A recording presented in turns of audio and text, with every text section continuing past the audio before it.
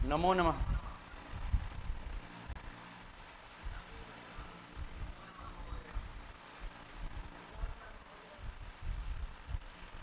प्रारंभ करते हैं। ओम लक्ष्मीनाथ समारंभां नाथयामुनमध्यमाम् अस्मदाचार्यपर्यन्तां वन्दे गुरुपरम्परां येनाक्षरसमाम्नाय मधिगम्य महेश्वरात् कृष्णं व्याकरणं प्रोक्तं तस्मै पाणिनये नमः। संक्षिप्त में एक बार कल का रिवीजन कर लेते हैं। और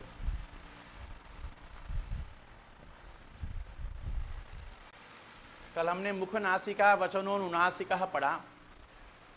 कल मैं पीडीएफ भेज नहीं पाया था, तो इसलिए आज पीडीएफ भेज के आज बना के भेजा है। तो इसमें शीर्षक, पदच्छेद, समास, वृत्ति, अर्थ, ये सब कुछ लिखा है। उसके बाद मुख नासिका वचन है ना, मुख और नासिका के साथ उच्चारित जो वर्ण है उसकी अनुनासिक संज्ञा होती है। ये सब कुछ विषय प्रकार का। फिर 18 प्रकार के भेदों का वर्णन है। तो 18 में से 6 रस्व के, 6 दीर्घ के, 6 प्लुत के। तो यहाँ 6 मैंने यहाँ पे दिए हैं। आप 6 दीर्घ और 6 प्लुत के भी बना सकते हैं। रस्व उदात्त अनुनासिक अच, रस्व उदात्त अनुनासिक अच, इस प्रकार से बनाए हुए हैं। आगे फिर ये यहाँ पे स्पष्ट किया गया है, ये जो 18 भेद होंगे ये केवल अ ई उ री के होंगे, ठीक है ना। ये 6 भेद रस्व के, 6 भेद दीर्घ के और 6 भेद प्लुत के, 18 हो गए। लेकिन री वर्ण का दीर्घ का अभाव होने से दीर्घ री का दीर्घ मात्रा नहीं होता है, केवल एक मात्रिक होता है। इसीलिए री के केवल 6 भेद हो गए और त्रिमात्रिक होता है और उसके प्लुत के 6 हो गए। तो 6 6 12, री के 12 भेद। फिर पुनः एच के भी, एच का रस्व नहीं होता है, यानी रस्व का अभाव होता है एच में। एच का अर्थ ए ओ आई औ। तो दीर्घ के 6 भेद और प्लुत के 6 भेद, कुल मिला के 12 भेद है ना। अंतिम में क्या लिखा, इस प्रकार हमने अ ई उ री इन 4 वर्णों के 18 भेद सिद्ध किए तथा ली ए ओ आई औ इन 5 वर्णों के 12-12 भेद सिद्ध किए हैं। अब हम अगले सूत्र में वर्णों की आपस में सवर्ण संज्ञा करेंगे। सवर्ण संज्ञा के लिए स्थान और प्रत्ययों का जानना आवश्यक है। तो अब ये जो सूत्र आपके सम्मुख उपस्थित है, यह है तुल्यास्य प्रयत्नम सवर्णम। यह सूत्र है, इसका शीर्षक है सवर्ण संज्ञा विधायकम संज्ञा सूत्रम। ये केवल संज्ञा करता है, सवर्ण का विधान नहीं करता है। सवर्ण को भी समझेंगे अभी। सवर्ण क्या है, तो पूर्व में पहले इतना ही समझे कि सवर्ण संज्ञा विधायकम संज्ञा सूत्रम, यह इसका शीर्षक है। इसमें 2 पद हैं, एक तुल्यास्य प्रयत्नम और दूसरा सवर्णम। तुल्यास्य प्रयत्नम इति प्रथमैक वचनांतम और सवर्णम इति प्रथमैक वचनांतम, दोनों प्रथमांत पद हैं। तुल्यास्य प्रयत्नम यह संज्ञी है और सवर्णम संज्ञा है। कौन सी संज्ञा कर रहे हैं हम लोग, सवर्ण संज्ञा कर रहे हैं, इसलिए संज्ञा सवर्ण है और तुल्यास्य प्रयत्नम सवर्णी है।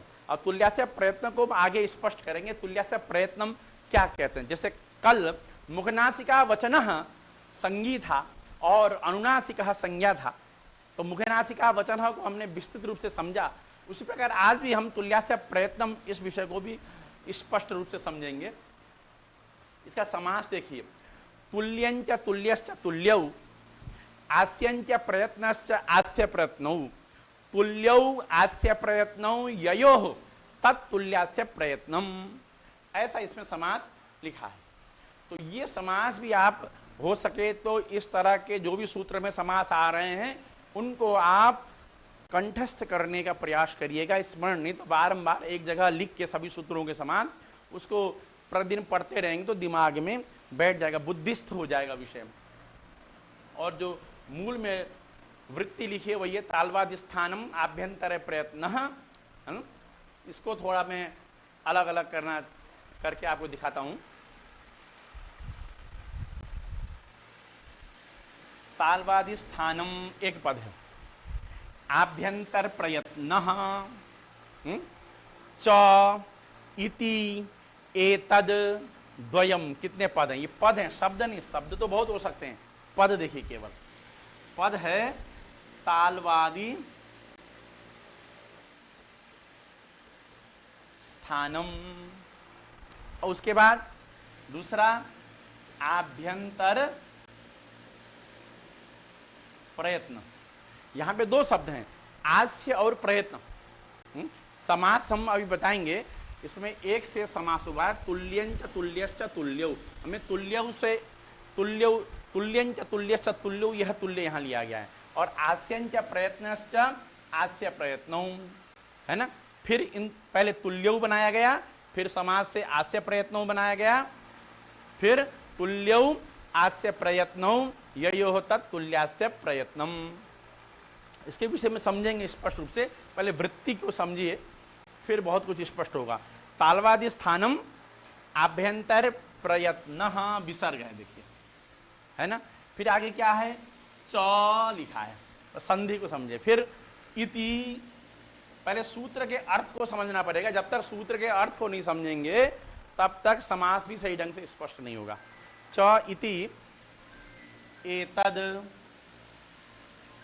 द्वयम।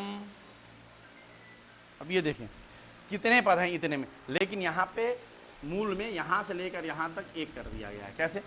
तालवादी स्थानम, संधि कर दिया है सबको। तालवादी स्थानम आभ्यंतर प्रयत्न च इति एतद द्वयम। 1 2 3 4 5 6, इसमें 6 पद हैं।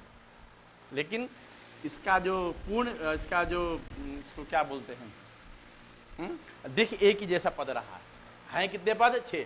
शब्द तो अधिक हैं, एक पद में कई शब्द हैं। जैसे तालवादी स्थानम में तालु एक शब्द है। तालवादी स्थान जो स्वयं में अपना एक पद है, उस एक पद में कई शब्द हैं। देखिए, तालु आदि स्थानम 3 शब्द हैं। आभ्यंतर प्रयत्न में भी आभ्यंतर आ अलग है, आभ्यंतर मानी आभ्यंतर प्र और यत, इसमें भी 3 पद है, 3 शब्द हैं। शब्द तो कुछ भी हो सकते हैं। हमें मुख्य जो संस्कृत में या व्याकरण में हमें जो विषय को ग्रहण देखना है, ग्रहण करना या पकड़ना है, वो पद को, पद कहाँ पे है। क्योंकि शास्त्रों में कहा गया है अपदम न प्रयुंजीता। अपद का यानी जो पद नहीं है उसका प्रयोग नहीं करते हैं, जो पद है उसी का ही प्रयोग करते हैं। तो इसलिए हम सबसे पहले कहीं भी अर्थानुसंधान कर, अर्थ का यदि हम चिंतन करते हैं तो उसके पहले हमें पद निकालना पड़ेगा। जैसे हमने श्लोक का जब अन्वय कर रहे थे तो उसमें भी अलग अलग अलग पद हम खोज रहे थे। उसी प्रकार ये वाक्यावली है, वाक्य में भी सबसे पहले क्या निकालेंगे? पद। तो अब यहाँ पे इतना हमने देखा। अब इसको आप हिंदी में ऐसा अर्थ देख लीजिए, तालवादी स्थानम, तालुवादी स्थान, ठीक। और आभ्यंतर प्रयत्न, आभ्यंतर प्रयत्न। केवल पहले अर्थ में जाते हैं, पहले अर्थ में एक बार पढ़ लेंगे, फिर मैं पूरा पुनः दोबारा पढ़ूंगा। तालवादी स्थान और च पद से और अर्थ आया, आभ्यंतर प्रयत्न यस्य येन तुल्यम। ये दोनों है ना, ये दोनों जिस वर्ण का, जिस वर्ण के साथ है, यस्य येन, ये मिथा जो शब्द है उसका अर्थ होता है परस्पर। क्या होता है? ये दोनों जिस वर्ण के साथ, यह परस्पर, यह अर्थ, ये दोनों जिस वर्ण का जो अर्थ आ रहा है, साथ ही जो अर्थ आ रहा है, ये मिथा से आ रहा है ना। यस्य येन तुल्यम, यानी कि ये दोनों चीज, तालुवादी स्थान एक पदार्थ, एक विषय, और दूसरा विषय आभ्यंतर प्रयत्न, इसमें यही विषय है। तालुवादी स्थान एक विषय और आभ्यंतर प्रयत्न दूसरा विषय। अभी हम तालुवादी स्थान को भी विस्तृत रूप से हम पढ़ेंगे और आभ्यंतर प्रयत्न को विस्तृत रूप से अध्ययन करेंगे। अभी केवल इतना ही कि तालुवादी स्थान, आप ये शब्द स्मरण के शब्द ज्ञान लीजिए। शब्द का एक प्रकार से नामकरण कर रहे हैं। तालुवादी स्थान और आभ्यंतर प्रयत्न, ये दोनों जिस वर्ण का, जिस वर्ण के साथ तुल्य हो, ये तुल्य भी हम समझेंगे। वे वर्ण आपस में सवर्ण संज्ञक होते हैं। उन दोनों वर्णों की आपस में सवर्ण संज्ञा होती है। तो यही इस अर्थ को हिंदी में लिखा है, इसी अर्थ को संस्कृत में लिखा है ना। बस ये है कि समझने के लिए तालवाद स्थानम आभ्यंतर प्रत्नश्चित्ते तद्वयम, ये थोड़ा सा कठिन लगता है उच्चारण में और अर्थ का चिंतन करने में भी कठिन लग सकता है। इसलिए मैंने वृत्ति को, क्योंकि सबके पास मूल पुस्तक है तो आप वहां विचार कर लीजिए। तालवाद स्थानम आभ्यंतर प्रयत्न च इति एतद द्वयम यस्य, फिर यहां पहुंचिए, यस्य येन तुल्यम तन्मितः सवर्ण संज्ञम स्यात्। हिंदी में अर्थ को बार बार उच्चारण करिए। कुछ जो वस्तुओं को, जिन विषयों को हम बार बार उच्चारण करते हैं वो हमारे बुद्धिस्ट हो जाते हैं। इसलिए हमें जब भी कोई विषय है उसका उच्चारण करते रहना चाहिए, क्योंकि जब तक शास्त्र मुख में नहीं आएगा तब तक वह बुद्धि में नहीं आएगा, बुद्धिस्त नहीं। ये सबसे पहले बुद्धि में आया विषय एक बार उड़ जाता है। अभी थोड़ी देर पहले 10 मिनट पहले सुना, अब शायद उपस्थित न हो, लेकिन अगर जो विषय हम बारंबार मुख से उच्चारित करेंगे वह हो सकता है बहुत समय तक बुद्धिस्त हो। इसलिए हिंदी में जो अर्थ लिखा है उसको उच्चारण करिए। तालु आदि स्थान और आभ्यंतर प्रयत्न, ये दोनों जिस वर्ण के साथ, जिस वर्ण के साथ तुल्य हो, है ना, ये दोनों क्या तुल्य हो, कि दो वर्ण में उच्चारण स्थान, तालुवादी स्थान और आभ्यंतर प्रयत्न, वो वर्ण आपस में सवर्ण संज्ञक होते हैं। ठीक है ना। मान लीजिए अक्षर है क और दूसरा अक्षर है ख। ठीक, यदि क का दो उदाहरण लेते हैं, दो अक्षर हम लिए क और ख। क का तालुवादी स्थान यदि समान रहेगा और आभ्यंतर प्रयत्न भी समान रहेगा ख के साथ में, यानी क और ख का तालुवादी स्थान और आभ्यंतर प्रयत्न ये दोनों समान रहेंगे, तो क्या होगा, उन दोनों वर्णों की आपस में सवर्ण संज्ञा, यानी क और ख की आपस में सवर्ण संज्ञा होगी। इतना ही यह है। अब इसका मैं एक एक तुल्य शब्द क्या है, तुल्य क्यों, क्या प्रयोजन है, आस्य शब्द क्या है, सबका स्पष्ट आगे होगा। ठीक है ना। अब इसको थोड़ा और आगे देखते हैं। तो ये विशेष सूत्र है, इसलिए मैं इसकी जो पीडीएफ है उसी के माध्यम से पढ़ाना चाहता हूं आपको। अब आपके पास दो शब्द आए हैं, आस्य और प्रयत्न। अब विशेष रूप से विश्लेषणात्मक अध्ययन करेंगे। आस्यम, आस्य का देखिए, आस्य का एक अर्थ होता है मुख। क्या अर्थ होता है आस्य का?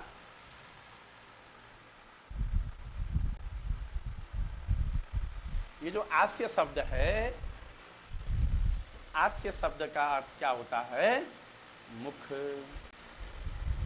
ठीक, आस्य शब्द का क्या अर्थ होता है? मुख।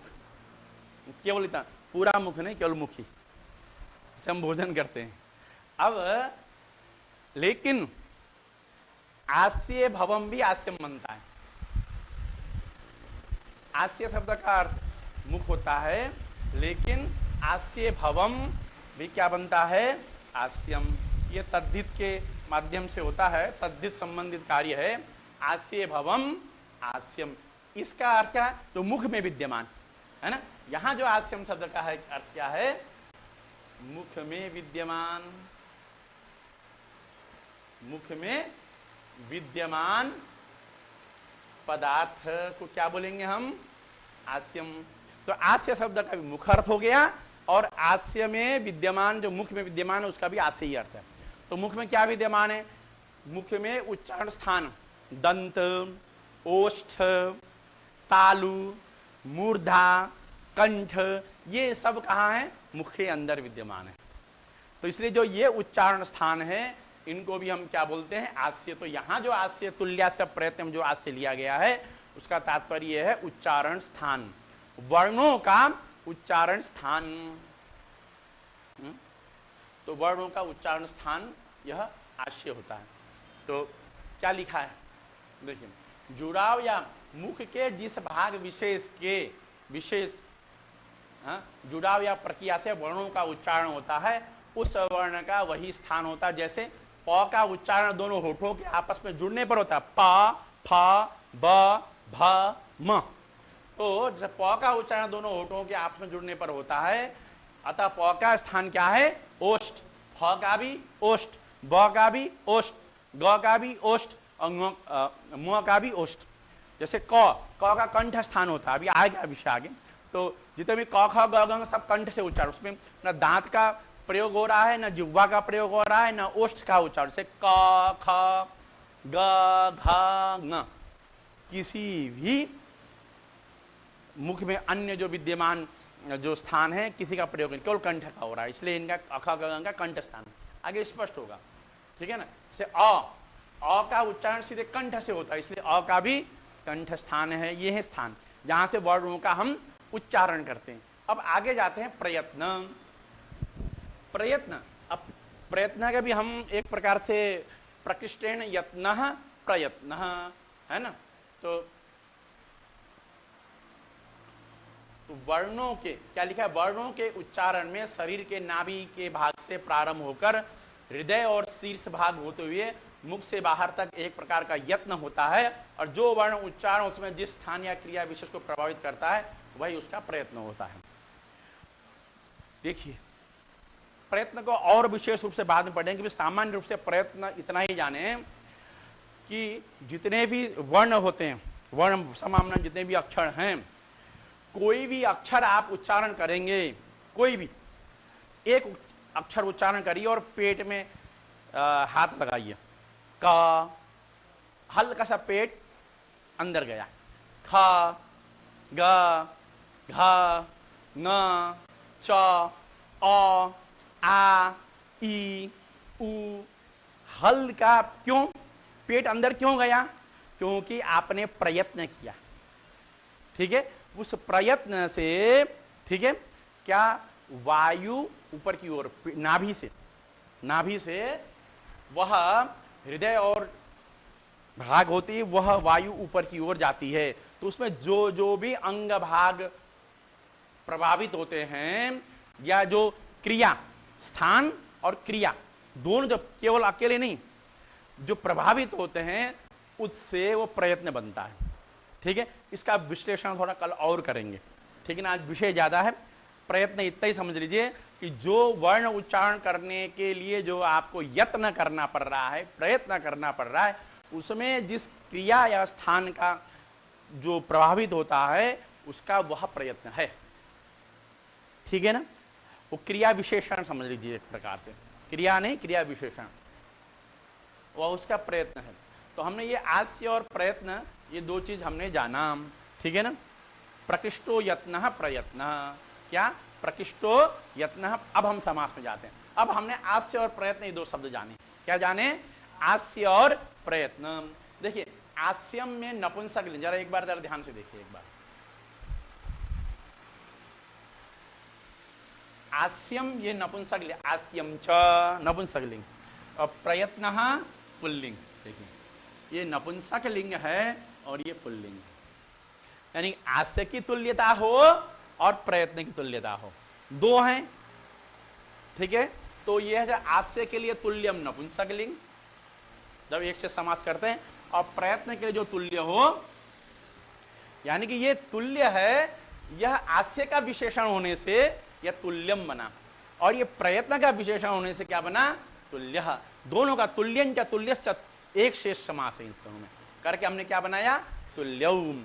फिर आस्यम और प्रयत्न में क्या हमने? द्वंद्व समास। कौन सा? इतरेतर योग द्वंद्व है। कल मैंने स्पष्ट किया था दो प्रकार के द्वंद्व समास हम पढ़ेंगे, इतरेतर योग द्वंद्व समास और समाहार द्वंद्व समास। कौन सा? इतरेतर योग द्वंद्व समास और समाहार द्वंद्व समास। तो जो इतरेतर योग द्वंद्व समास होता है उसमें हमेशा द्विवचन और बहुवचन रहेगा, और समाहार द्वंद्व में हमेशा एक वचन रहेगा। तो यहाँ पे द्विवचन को देखकर हमें क्या ज्ञान हो रहा है? यह इतरेतर योग द्वंद्व है ना। तो आस्यंच प्रयत्नश्च तयोः इतरेतर योग द्वंद्व आस्य प्रयत्नो, मैंने लिखा नहीं है यहाँ तयोः इतरेतर योग द्वंद्व, स्पष्ट है, आप स्वयं कर सकते हैं ना, लेकिन प्रयास ये करके पूरा बोले। आस्यंच प्रयत्नश्च तयोः इतरेतर योग द्वंद्व आस्य प्रयत्नो। ठीक है। अब हमने तुल्य एक शब्द बनाया, आस्य प्रयत्न, अब पहले तुल्यो अलग बनाया, आस्य प्रयत्न अलग बनाया, ठीक। अब इन दोनों को आपस में जोड़ देंगे, बहुब्रीहि समास कर देंगे। क्या कर देंगे? यानी आस्य और प्रयत्न, यानी उच्चारण स्थान और प्रयत्न जिसकी तुल्य हो। क्या बताएं? क्या? आस्य मतलब उच्चारण स्थान, और प्रयत्न जिनके आपस में तुल्य हो, समान हो, उसको हम क्या बोलेंगे? तुल्यास प्रयत्नम। यह समास को मैंने स्पष्ट कराया। इसे पहले मैंने यहां स्पष्ट नहीं किया, पहले मैंने आस्य प्रयत्न ले गया, पहले समास में थोड़ा भूमिका बता के और पदक, छेद और शीर्षक, वृत्ति, अर्थ को सामान्य रूप से बताकर सीधे मैंने आपको आस्य और प्रयत्न बताया। अब फिर पुनः समास मिलेगा। समास को समझना जरूरी है, प्रत्येक प्रारंभ से ही समास को हम बहुत व्यवस्थित रूप से समझना, क्योंकि समास अर्थ का निर्धारण करता है। एक शब्द के 2-3 शब्दों का जो पदावली है, जो समस्त पद है, उन समस्त पद के कई अर्थ हो सकते हैं। जैसे जैसे एकाच शब्द है। क्या शब्द है? एकाच। एकाच शब्द में अगर कर्मधारय समास करेंगे, एकश्चासौ अच, क्या करेंगे? एकाच। जरा ध्यान दें, थोड़ा इस विषय में समास आया प्रसंगे देखते हैं। एकाच का समास हम यदि क्या करें? एकश्चासौ अच, तो अर्थ हो गया जो एक ही अच हो, जैसे अ, ई, है ना। तो एकाच शब्द का अर्थ क्या हो गया? अ, ई, केवल इतना अर्थ आया। आया कि नहीं आया? ठीक। तो यहां पे कर्मधारय जब समास करेंगे तो एकाच शब्द का क्या अर्थ हुआ? अ, ई, यानी जिसमें केवल एक ही अच हो, दो अच न हो, एक ही अच, एकश्चासौ अच, एक ही अच हो। क्या? ना हल हो, हल का भी निषेध किया और दूसरे अच का भी निषेध किया, केवल एक ही अच। लेकिन यदि हम इसको बहुब्रीहि समास करते हैं तो ये समास ऐसा करते हैं, एकः अच अस्ति यस्मिन् अथवा यस्य, है ना। एक अच है जिसमें, है ना। मान लीजिए तिप, तिप में क्या है? त ई प, अब ये बहुब्रीहि समास है। एक अच जिसमें हो, यानी दो अच है कि नहीं? एक अच यानी समुदाय में, ठीक। एक ऐसा समुदाय है जिसमें एक अच हो, हल एक हो, दो हो, चार हो, कोई तात्पर्य नहीं है। तो कई जगह हम एकाच का अर्थ हम क्या करते हैं? जैसे एकाच उपदेशे नुदात्तात जो सूत्र है, क्या है? एकाच उपदेशे नुदात्तात। हम यहाँ एकाच उपदेशे नुदात्तात जो सूत्र है उसमें एकाच का समास एकः अच अस्ति यस्य अथवा एकः अच अस्ति यस्मिन् समूहे, यस, है ना, ऐसा अर्थ करते हैं। क्या करते हैं? तो वहां पे क्या समास है? क्या समास है वहां पे? लेकिन हम अगर एकाल अपरिक्त एकाल प्रत्यय में, क्या अपरिक्त एकाल प्रत्यय, यहां भी एकाल शब्द है, एकाच की जैसे ही एकाल शब्द है, लेकिन जब एका है ना, जैसे एकाच है एक धन अच, वैसे ही एकाल शब्द है। एकाल शब्द में भी ये समझना जरूरी है, इसलिए समास क्यों एकाल में, वो अपरिक्त एकाल प्रत्यय में एक ही अल, एकश्चासौ अल समास है। क्या समास है? एकश्चासौ, एक ही अल हो, दूसरा अल न हो, दूसरा अल एक ही वर्ण, ठीक है ना। तो क्या हो गया वहां पे? वहां पे क्या हो गया? तो वहां पे केवल चाहे ट हो, चाहे प हो, चाहे अ हो, कुछ भी हो, एक ही ग्रहण होगा। तो कहने का तात्पर्य यहां पे यह है, आप, मैं केवल स्पष्ट कर इसको प्रमाण कहने का मतलब है हर जगह ये घटाइए मत। मेरा इस सब कहने का तात्पर्य यह है कि समास अर्थ के निर्धारण में बहुत महत्वपूर्ण भूमिका निभाता है। जब तक आपने समास को नहीं समझा सही ढंग से तो अर्थ कई बार गलत भी हो सकते हैं, ठीक है। अब अर्थ, तो अब इस प्रकार से हम ये हमने जाना आस्य प्रयत्न, यानी तुल्य स्थान और प्रयत्न जिसके क्या हो। अब देखिए, अब ये तुल्य समझना जरूरी है। क्या है तुल्य? तुल्य देखिए, तुल्य का मतलब क्या है ना। सवर्ण पहले सवर्ण क्या? तुल्य कैसा? तुल्य का अर्थ यहां समान है। क्या है? तुल्य का अर्थ समान, यानी कि आस्य समान, स्थान समान और प्रयत्न समान। लेकिन सवर्ण क्या है? क्योंकि सवर्ण संज्ञा कर रहे हैं तो सवर्ण को समझने की जरूरत है। सवर्ण का तात्पर्य है समान वर्ण, समान जाति, समान स्थान वाले वर्ण अथवा समान प्रयत्न वाले वर्ण। इनकी आपस में जितने भी, चाहे समान वर्ण वाले हो, चाहे समान जाति वाले हो, समान स्थान वाले वर्ण हो, समान प्रयत्न वाले वर्ण हो, इन सब का आपस में यदि स्थान और प्रयत्न से तुल्यता हो उसको क्या बोलते हैं? सवर्ण।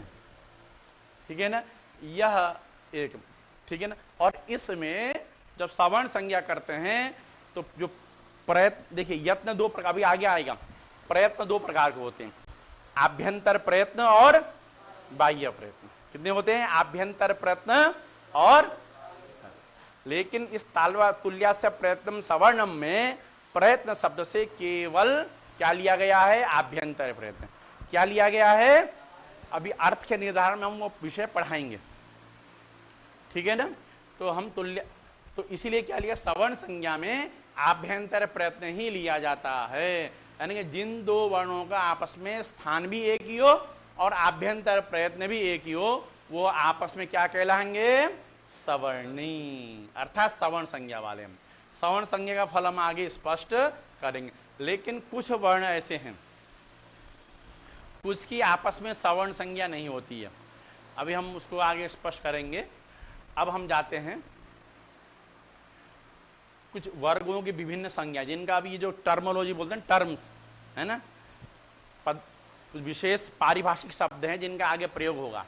अभी मैं बोलूंगा अंतस्थ संज्ञक वर्ण, ऊष्म संज्ञक वर्ण, आगे समझ में नहीं आएगा, तो उसको अभी से ही स्पष्ट करके चलते हैं। अब देखिए क्या है वर्गों की विभिन्न संज्ञाएं। पहला, वर्ग किसके कहते हैं, है ना, ये भी वर्ग, ये भी एक प्रकार की संज्ञा। संज्ञा किस सूत्र के द्वारा नहीं है, सूत्र के द्वारा संज्ञा नहीं की गई, व्यवहारिक संज्ञा है। 5 वर्ग होते हैं, कवर्ग, चवर्ग, टवर्ग, तवर्ग और पवर्ग। सूत्र में कहीं वर्ग नहीं लिखा नहीं होगा, सूत्र में कहीं वर्ग शब्द नहीं लिखा होगा, उसको हमें समझना है। कैसे? इसको हम इससे समझेंगे।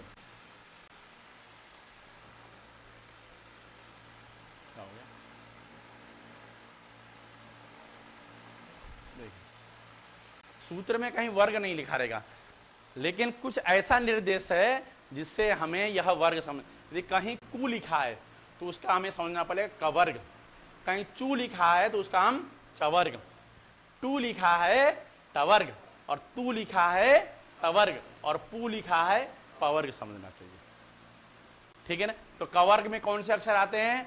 कवर्ग का तात्पर्य क ख ग घ न, तो कहीं भी कु लिखा रहेगा तो कु का अर्थ क्या रहेगा? क ख ग घ ng, ये समझाने के लिए इस सूत्र का, ठीक है ना। आगे ये सब विषय आएंगे, पुनः आएंगे आगे, लेकिन मैं प्रारंभ में ही आपको विषय समझा रहा हूं। तो कु का अर्थ क्या है? हमेशा क ख ग घ ng। चू का अर्थ कहीं भी सूत्र में चू शब्द आएगा उसका क्या अर्थ रहेगा? च छ ज झ य। कहीं टू आएगा, टू का ट ठ ड ढ ण। देखिए मैंने कहीं भी क में ऐसा क नहीं लिखा, आप जरा ध्यान दीजिए सभी लोग, ऐसा क नहीं लिखा। क्यों? इसमें 2 अक्षर हैं, एक क धन और क मात्र लेना ग्रहण करे तो हमें ऐसा क लिखना पड़ेगा, ये, ठीक है ना। इन्हें सब में देखिए क ख ग घ ng, ये हैं हल वर्ण, ये हैं व्यंजन वर्ण, ठीक है ना। और हम क बोलेंगे, क में 2 अक्षर आ जाएगा, ठीक है ना, 2 वर्ण आ जाएंगे। तो इसीलिए अब और एक समझना है, एक तो हमने वर्ग समझ लिया, कवर्ग, चवर्ग, टवर्ग, तवर्ग, पवर्ग, कु चू टू तू पू, क्या समझे? कु चू टू तू पू, ये समझे। अब इसमें एक और विषय समझने का विषय है कि एक वर्ग में भी अलग अलग 5-5 अक्षर होते हैं। जैसे कवर्ग में प्रथम अक्षर क, द्वितीय अक्षर ख, तृतीय अक्षर ग, देखिए है ना, प्रथम अक्षर क, द्वितीय अक्षर ख, तृतीय अक्षर ग, घ को चतुर्थ अक्षर और ङ को पंचम अक्षर। ऐसे ही चवर्ग में यानी कि चू में देखिए, च प्रथम अक्षर, छ द्वितीय अक्षर, ज तृतीय अक्षर, झ चतुर्थ अक्षर और य पंचम अक्षर। ऐसा सभी वर्गों में, पांचों वर्ग में। अच्छा, इसको वर्ग शब्द क्यों दिया गया? वर्ग शब्द क्यों दिया गया, ये भी बड़ा विचित्र बात। देखिए, वर्ग क्या होता है? हम गणित पे पढ़ते हैं 2/2 2 स्क्वायर, ये 2 वर्ग, 2 का वर्ग है, पढ़ते नहीं पढ़ते हैं। और 5/5, ये 5 का स्क्वायर हो गया, पढ़ते हैं ऐसा 5 का वर्ग। अब यहां भी देखिए, ये 1 2 3 4 5, 1 2 3 4 5, और यहां भी 1 2 3 4 5। क से लेकर म पर्यंत, क्या क से लेकर म तक 5 वर्ग इधर हैं और 5 अक्षर हैं, है ना। तो 5/5 हो गया। क्या हो गया? 5/5। इसलिए इसको क्या बोला? वर्ग बोला। क्या बोला? वर्ग। 5/5 क्या है? 5/5 है, यानी 5 स्क्वायर है, 5 स्क्वायर, इसलिए वर्ग बोला। ठीक है ना। ये क वर्ग, ये कु चू टू तू और पू, और इधर प्रथम अक्षर, द्वितीय अक्षर, तृतीय अक्षर, चतुर्थ अक्षर और पंचम अक्षर। 5 इधर है, 5 इधर है, तो 5/5 क्या हो गया? 5 का स्क्वायर, यानी कि वर्ग बन गया। बना कि नहीं बना? इसलिए वर्ग। मुझे ऐसा लगता है, मेरा आंकलन ऐसा ही अर्थ इसमें होगा। तो इसीलिए हमें यह जानना चाहिए। अब इसके बाद तो हमने ये जो कुछ जो वर्ण समामना में जो वर्ण है ना, उनके बारे में कुछ विशेष जो पद हैं उनको ही हम पढ़ रहे हैं। विशेष प्रयुक्त शब्द हैं, तो शब्द प्रयुक्त हो रहे हैं कई बार। अब उसके बाद हमें क्या जानना चाहिए? विसर्ग। देखिए, ये भी बहुत इंपॉर्टेंट टॉपिक है। विसर्ग क्या है? क्योंकि तुल्यास्य प्रयत्नम सवर्णम में जितने भी वर्ण समामनाएं में अर्थ हैं, आगे 2 सूत्र आएंगे। तुल्यास्य प्रयत्नम सवर्णम एक सूत्र, और अणुदित सवर्ण से प्रत्यय दूसरा सूत्र। दोनों सूत्र क्या काम कर रहे हैं कि एक अक्षर से दूसरे अक्षर की क्या संबंध है बता रहे हैं, आपस की केमिकल रिएक्शन बता रहे हैं। ठीक है ना। जितने भी अक्षर हैं, एक आपस में उन सबका क्या संबंध है परस्पर, यह कौन बता रहा है? यही 2 सूत्र बता रहे हैं। इसीलिए इन वर्णों की क्या क्या अलग अलग हम बोलते हैं, विशेष संज्ञाएं हैं, उनके विषय में। विसर्ग, अब आमतौर पर हम विसर्ग किसको बोलते हैं? ये जो इसको देखिए जरा, आमतौर पर विसर्ग इसको बोलते हैं, है ना। आमतौर पर हम विसर्ग किसको बोलते हैं? इसको, है ना, सभी लोग। लेकिन इसको, यह विसर्ग को बोलते हैं, यह भी विसर्ग का एक भाग है। इसलिए मैंने लिखा विसर्ग के 3 भेद होते हैं, 3 प्रकार के विसर्ग होते हैं, एक विसर्ग नहीं होता। 3 संस्कृत व्याकरण में 3 प्रकार के विसर्ग हैं। पहला विसर्ग क्या है? विसर्जनीय विसर्ग, है ना, जो सर्वत्र प्रचलित भाषा 2 बिंदु वाला होता है, उसे विसर्जनीय विसर्ग कहते हैं या सामान्य विसर्ग कहते हैं। 2, विसर्जनीय विसर्ग या सामान्य विसर्ग। और उसके बाद दूसरा होता है, ये पहला हो गया, ये दूसरा जुवामूलीय, यानी क के आगे जो ये आप चिन्ह देख रहे हैं ऐसा है, इसको बोलते हैं आधा विसर्ग के समान। एक विसर्ग को 2 भाग में टुकड़ा कर दीजिए 50-50, और उसको उलट दीजिए, है ना। तो ये वाला भाग ऐसा बन गया, ये वाला भाग ऐसा बन गया। ठीक है वही विसर्ग। आगे आएगा अर्ध विसर्ग सदृश आता पद। ठीक है ना। तो ये क और ख के, नहीं, क और ख के आगे ये ऐसा लिखा, ये वाला तो पीछे लगता है, ये आगे लगता, तो उसको क्या बोलते हैं? क और ख के आगे यदि दिखाई दिया कहीं पे, तो उसे क्या बोलेंगे हम? जिह्वा मूलीय विसर्ग। और जो प और फ के आगे यदि ऐसा आधा विसर्ग वाला दिखाई दे, उसे क्या बोलेंगे? उपदमानीय। सबको समझ में आया? ये 3 विसर्ग, विसर्जनीय विसर्ग, जिह्वामूलीय विसर्ग और उपदमानीय। लेकिन ये वाले जो विसर्ग हैं, ये इस पे दोनों होते हैं, बिंदु वाला भी हो सकता है और जिह्वामूलीय, दोनों हो सकते हैं। ठीक है ना। कभी जिह्वामूलीय भी बन सकता है और कभी सामान्य विसर्ग यानी विसर्जनीय विसर्ग बन सकता है, दोनों प्रकार बन सकते हैं। अब आगे जाएंगे स्पर्श संज्ञक वर्ण, जो हमने क से लेकर म तक जितने भी वर्ण होते हैं उन्हें स्पर्श संज्ञा, यानी जो कुचू टूटू पू हमने पढ़ा था, उन यानी क से लेकर म पर जितने भी वर्ण हैं उनको एक विशेष संज्ञा बोलते हैं। क्या बोलते हैं? स्पर्श संज्ञक वर्ण। ध्यान दीजिएगा, इस विषय को स्पष्ट रखिए, स्पर्श संज्ञक वर्ण। फिर यण प्रत्याहार में आने वाले जो वर्ण है य व र ल, य व र ल, इनको क्या संज्ञा करते हैं? हम अंतस्थ संज्ञा करते हैं। क्या करते हैं? अंतस्थ संज्ञा, यानी कि स्पर्श संज्ञा क से लेकर म तक, ठीक, और अंतस्थ संज्ञा य व र ल, ठीक है ना।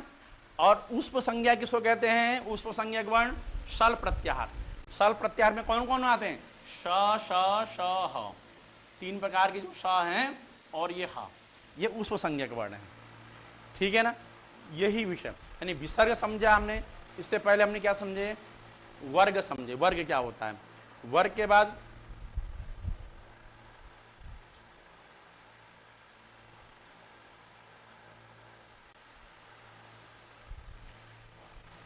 अब वर्ग समझा, वर्ग के बाद हमने विसर्ग समझे, विसर्ग के बाद स्पर्श संज्ञक वर्ण, अंतस्थ संज्ञक वर्ण, उष्म संज्ञक वर्ण, और अब इसके बाद देखिए क्या है और, ठीक है ना। अब इसके उपरांत ये एक विषय किनका क्या क्या उच्चारण स्थान होता है और किनका क्या क्या प्रयत्न होता है, इससे पूर्व एक वार्तिक में यहां दिया गया है। रिल रि वर्ण योर्मिथः सावर्ण्यम वाच्यम, ये है वार्तिक।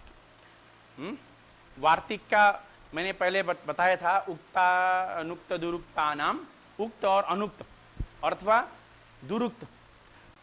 कहने का तात्पर्य है कि जो सूत्रकार पाणिनि जी द्वारा कहना इष्ट था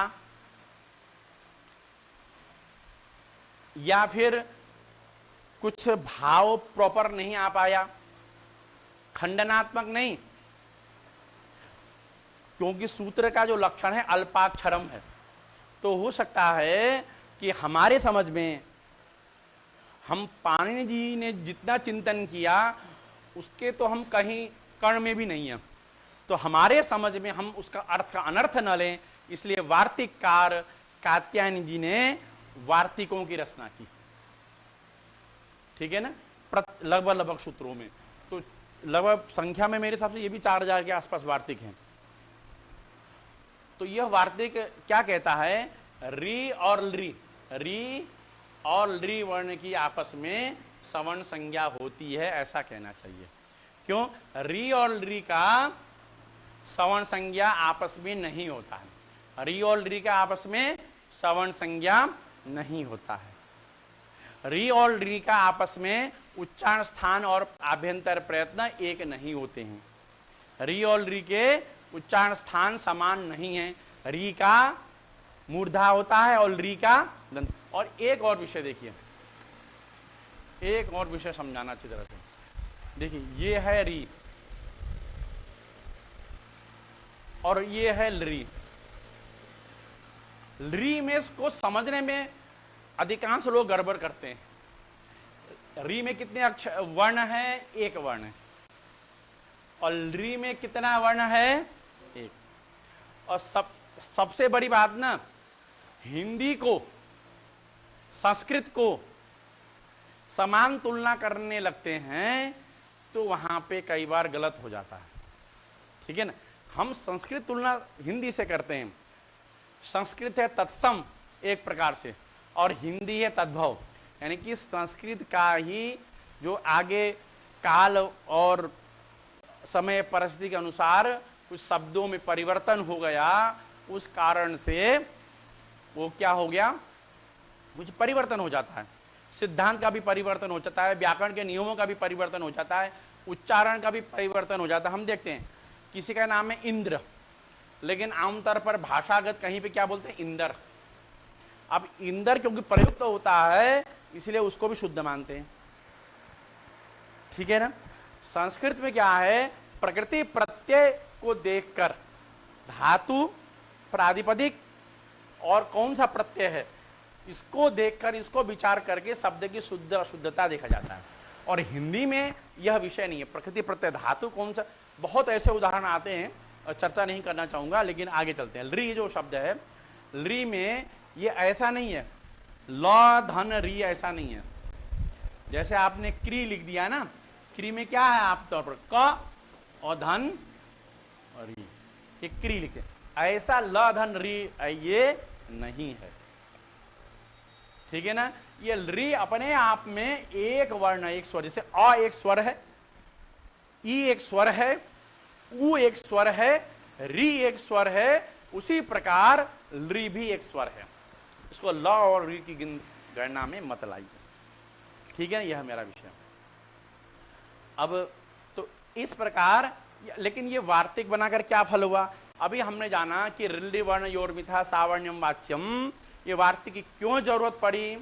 इसका तात्पर्य कि री का मूर्धा स्थान, री का दंत स्थान आपस में सवर्ण संज्ञा नहीं हो रही थी, लेकिन सवर्ण संज्ञा करना इष्ट था, क्यों? तवल कार इत्यादि रूप सिद्ध करना था, र प्रत्याहार सिद्ध करना था, इसलिए मैंने र प्रत्याहार पढ़ाया नहीं अभी तक, क्योंकि तुल्यास्य प्रयत्नम सवर्णम का मैं इंतजार कर रहा था। अब कल की कक्षा में र प्रत्याहार भी हम सिद्ध करेंगे, है ना। तो लिखा री और री में इन दो वर्णों में स्थान का भेद है, अतः सूत्र से सवर्ण संज्ञा की प्राप्ति नहीं थी, यानी कि तुल्यास्य प्रयत्नम सवर्णम से सवर्ण संज्ञा प्राप्ति नहीं थी, इसीलिए कात्यायन जी ने वार्तिक बनाया। कौन? रिल्ली वर्ण योर्मिथा सावर्ण्यम वाच्यम, यानी री और री की आपस में सवर्ण संज्ञा होती है। सवर्ण संज्ञा होने से क्या हो गया? री के 18 भेद हमने पढ़े, री के कितने भेद हैं? 18। रस्व दीर्घ और प्लुत के भेद से 18 है, 6 रस्व 6 दीर्घ और 6 प्लुत री। लेकिन जो ली है उसमें दीर्घ नहीं है, रस्वरी, रस्वलरी और प्लुतरी, क्योंकि 12, तो 18 12 मिला के क्या हो गया? 30। तो सवर्ण संज्ञा करने से ये हो गया, री भी 30 प्रकार का हो गया और ली भी 30 प्रकार का हो गया, है ना। री और ली मिलाकर 30 प्रकार का हो गया, है ना। देखिए सबसे ज्यादा नंबर ले आए मिलके, संज्ञेय शक्ति कलौ युगे, यही बात है, ठीक है ना। और ये अभी आगे स्पष्ट करेंगे। तो मेरे हिसाब से हम तुल्यास्य प्रयत्नम सवर्णम में जो सूत्र है, इस सूत्र का मोटा मोटी सब अर्थ सब लोग समझ गए होंगे। यानी कि तुल्य किसमें तुल्यता हो, तुल्य का अर्थ समानता, किसमें समानता हो? आस्य मतलब उच्चारण स्थान, और प्रयत्न अर्थात आभ्यंतर प्रयत्न। तो इसका इसलिए यहां लिखा है तालुवादी स्थान और आभ्यंतर प्रयत्न। सूत्र में आभ्यंतर नहीं, इसका प्रयोजन अभी आगे सिद्धांत कौमुदी में आएगा, ठीक है, यहां का विषय नहीं, इसको यहां ज्यादा विस्तार नहीं देंगे हम। तालुवादी स्थान और आभ्यंतर प्रयत्न, ये दोनों जिस वर्ण का जिस वर्ण के साथ तुल्य हो, वह वर्ण आपस में सवर्ण संज्ञक हो, यानी सवर्णी है ना। क्या कहेंगे? सवर्ण संज्ञक है अथवा सवर्णी है, तथा उन दोनों में आपस में सावर्ण्य है, सवर्ण का भाव सावर्ण्य, है ना। कुछ भी शब्द प्रयोग कर सकते हैं।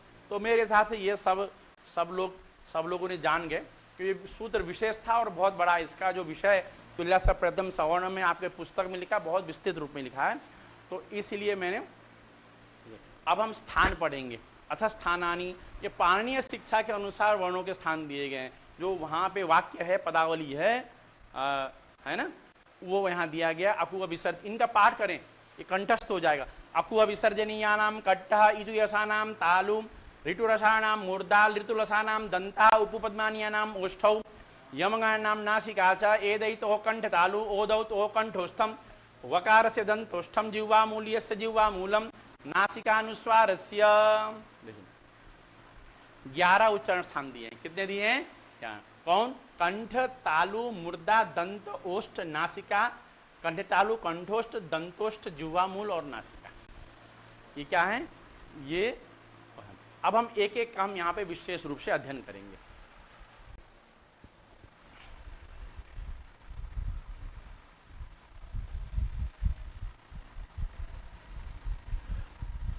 तो अब आपने पुस्तक में सब लोग देखेंगे, पुस्तक सबके पास होगा। सबसे जो पहला इसमें जो दिया गया है वह है अकुह विसर्जनीयानाम कंठः। क्या है? अकुह विसर्जनीयानाम कंठ। आप देखिए क्या लिखा है? 18 प्रकार के सभी आकार, कवर्ग, हकार और विसर्ग का कंठ स्थान होता है। या विसर्ग कहने से केवल सामान्य विसर्ग, विसर्जनीय विसर्ग, मैं लिखना भूल गया, लेकिन यह विसर्ग का तात्पर्य क्या है, विसर्जनीय विसर्ग। जो 3 प्रकार के जो विसर्ग होते हैं उनमें से पहला अकुह विसर्जनीयानाम कंठः। इसमें हम ऐसा भी कर सकते हैं, समास भी कर सकते, देखिए समास भी कर सकते हैं, अस्च कुश्च, ऐसा समास कर, देखिए अब समास कहीं भी देखिए समास कर लीजिए उसको, अस्च कुश्च हश्च और विसर्जनीयश्च, ठीक है ना। अस्च कुश्च हश्च तेषाम इतरेतर योग द्वंद्वः अकुह विसर्जनीयाः तेषाम अकुह विसर्जनीयानाम, ऐसे भी इसको समास हम कर सकते हैं। यानी कि अ कहने से 18 प्रकार के अ, ठीक है, कु कहने से कवर्ग, हकार कहने से ह कहने से हकार, और विसर्जनीय कहने से विसर्जनीय विसर्ग का इनका क्या होता है, कंठ स्थान होता है। क्या स्थान होता है, कंठ स्थान। यानी कि अ क ख ग घ ङ सब केवल कंठ से उच्चारण हो रहे हैं इनका। क नहीं ना, आप देखिए जब आप हाथ लगाइए, यहाँ पे हाथ लगाइए, जब का देखिए इस पे दबाव आ रहा है, ये भाग थोड़ा नीचे की ओर जा रहा है, ये थोड़ा ऊपर की ओर जा रहा है, कंठ से उच्चारित हो रहा है, प, है ना। तो इसमें कंठ पे जोर लगता है, इसलिए क्या स्थान है, कंठ, है ना। जो नीचे से जो वायु आती है नाभि से, उसका टकराव कंठ से होता है। जैसे हम हारमोनियम बजाते हैं या कोई मुरली बजाते हैं, जब तक वायु नहीं प्रवेश करेगा, मुख से हम भेजेंगे नहीं, तब वायु का प्रसारण नहीं करेंगे, तब तक ध्वनि नहीं आती है। यानी कि ध्वनि में, ध्वनि के गुंजन होने में, ध्वनि के उत्पन्न होने में वायु का महत्वपूर्ण अंग है। यानी कि ध्वनि का जो जनक है ना, एक प्रकार से हम वायु कहेंगे, ध्वनि का जो जनक है वह वायु है। जब वो वायु मुख के जिन जिन भागों में टकराता है नीचे से आकर, यदि है ना, वो प्रयत्न तय करेगा कहाँ टकराएगा, ये भी ध्यान रख लीजिए, ठीक है। और इसमें आत्मा, मन, बुद्धि सबकी एक प्रकार की क्रिया होती है। आत्मा, मन, बुद्धि, प्रयत्न, स्थान, इन सब का योग होता है एक उच्चारण करने में, और शरीर भी, ठीक है ना। तो इसीलिए तो अकुह विसर्जनीयानाम कंठ का हमने क्या किया, अ कवर्ग हकर विसर्जनीय विसर्ग क्या होता है, कंठ स्थान होता है, ठीक है। यानी कि इसमें लिखा होगा इनका उच्चारण सीधे कंठ से होता है, इसलिए इन वर्णों का कंठ स्थान है।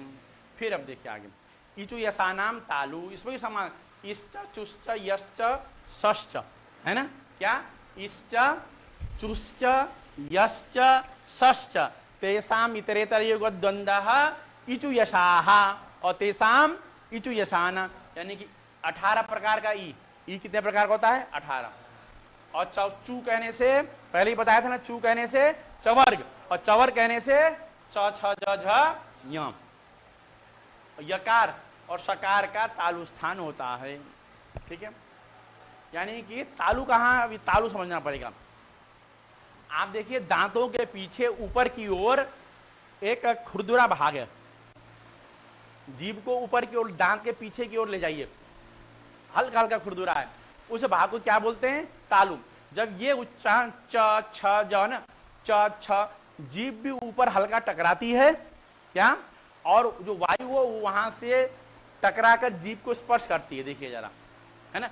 तो इसीलिए क्या इसका नाम तालु है ना, लिखा है ना, ऊपर वाले दांतों के पीछे ऊपर जो मांसल भाग है, जो खुरदरा है, उसको हम तालु कहते हैं, ठीक है ना। अब मूर्धा, मूर्धा स्थान किनका है, री, 18 प्रकार के री, और टवर्ग टू, टू मतलब टवर्ग, रेफ और शकार का क्या होता है, मूर्धा स्थान होता है।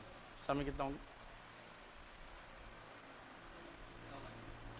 तो री, टवर्ग, रेफ और शकार का क्या होता है, मूर्धा स्थान होता है। प्राय रकार प्रयोग कम होता है, मैंने लिख दिया इसको रेफ बोलना चाहिए, क्या बोलना चाहिए, रकार की जगह रेफ बोलते हैं, यहाँ प्रारंभिक स्तर मैंने इसलिए लिख दिया मूर्धा स्थान। ये मूर्धा कहाँ होता है, देखिए जीभ को बहुत पीछे ले जाइए, जितना पीछे ले जाएंगे वहां पे ऊपर की ओर थोड़ा सा ना मुलायम भाग है, बहुत मुलायम सा भाग है, उस भाग को मुर्दा बोलते हैं, सिर के एकदम नीचे यहाँ पे, है ना। तो वहां पे इस सिर के यानी ये पूरा भाग, सिर यहाँ पे इसके जस्ट नीचे ये भाग हो गया, इसका जो सेंटर भाग है ना आगे का ना पीछे का, है ना, उसके ऊपर की ओर जो है उसको मुर्दा स्थान बोलते हैं।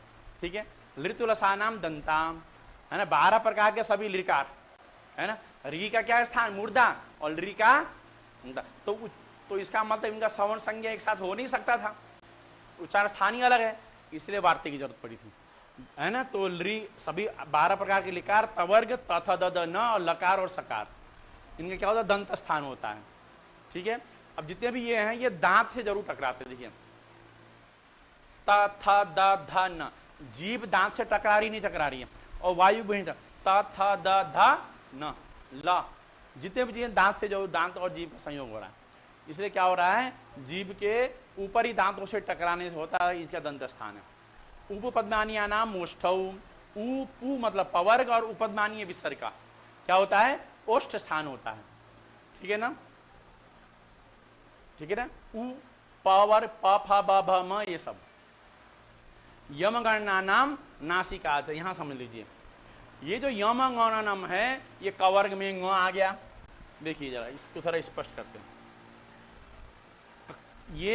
ये कवर्ग में आ गया, म पवर्ग में आ गया, य चवर्ग में आया, न टवर्ग में आया और न तवर्ग में आया, यानी कि इनका तत्त स्थान भी है।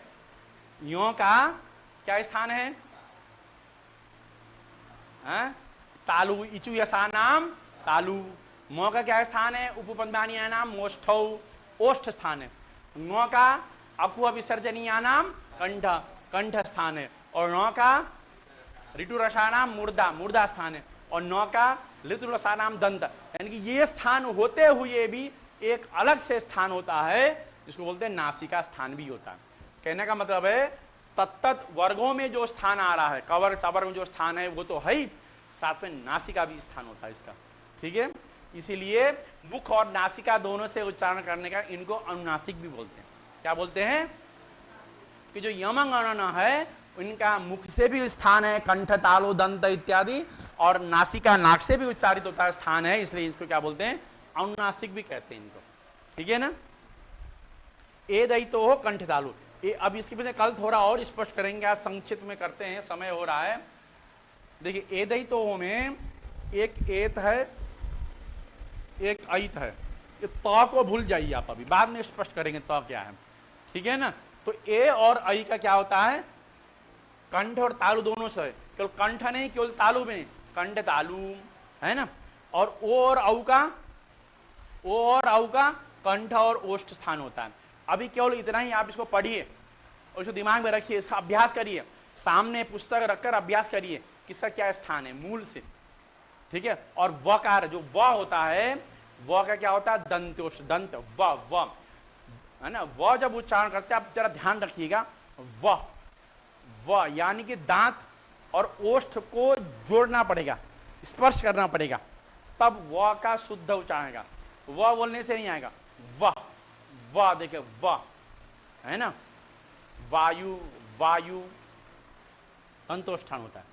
अब इस प्रकार, और जुवा मूल यस्य, जुवा मूल जो विसर्ग था क और ख के आगे आधा विसर्ग लगता था उसे क्या बोलते हैं हम।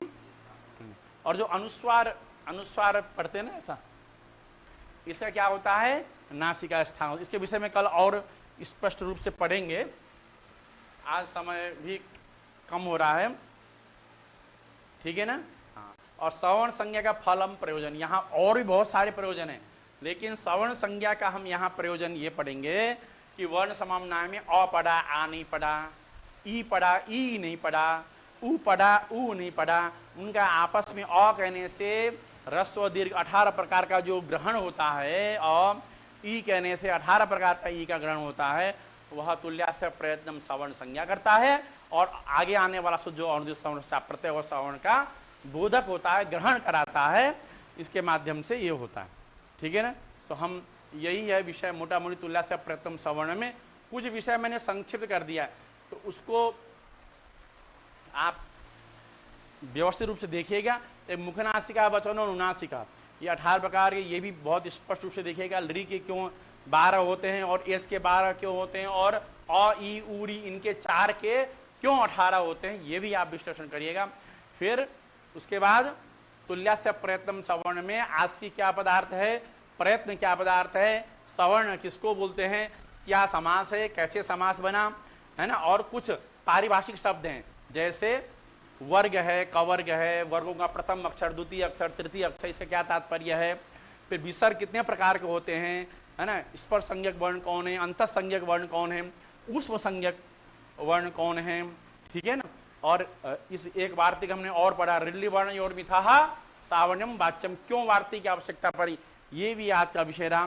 फिर ये उच्चारण स्थान किन किन का क्या क्या स्थान है, इसको हमने ये आज अध्ययन किया। अब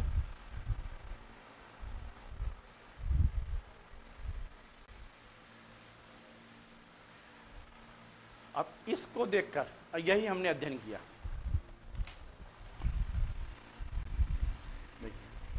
हमने यही जो अभी जो स्क्रीन में आपने देखा, इसी विषय को हमने अध्ययन किया। जो ये तालवादी स्थानम आभ्यंतर पृथ्वील्या प्रयत्नम सवर्ण से लेकर वकार से दंतोष्ठम, आगे भी एक दो जुवा मूल्य से जीवा मूलम इत्यादि जो विषय हैं, इत्यादि विषयों को भी हमने यही पैराग्राफ पढ़ा। अब मेरा आप सबसे निवेदन है कि इसको मूल को देखते हुए, अभी व्याख्या मत देखिए, तो मैंने पीडीएफ भेजी उसको बाद में चिंतन करिएगा। पहले प्रयास ये करिए कि जो संस्कृत जो यहाँ पुस्तक में मूल दिया हुआ है, इसी से आप इसका अर्थ, जो किन का क्या स्थान है, किन वर्णों का क्या उच्चारण स्थान है, वो अभ्यास करिए कॉपी में। जब अभ्यास कर लेंगे, कहीं गलत है या सही नहीं है, इसके लिए आप जो मैंने पीडीएफ भेजा है व्याख्या आपके लिए, उसको देखिए। तो इसके लिए अभ्यास जरूरी है, क्योंकि अभ्यास करेंगे तभी विषय बुद्धि में रहेंगे, तभी। क्योंकि आगे यदि आपको उच्चारण स्थान और प्रयत्न नहीं आया, तो आगे संधि नहीं समझ में आएगी।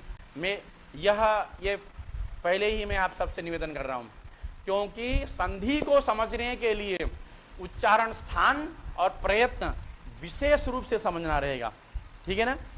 तो सभी लोग इनका बहुत अच्छा अभ्यास करिएगा। मैं भी ये इसका अभ्यास कराऊंगा आगे, लेकिन आप अभी से अभ्यास करिए। फिर कल प्रयत्न इससे और कठिन रहेगा।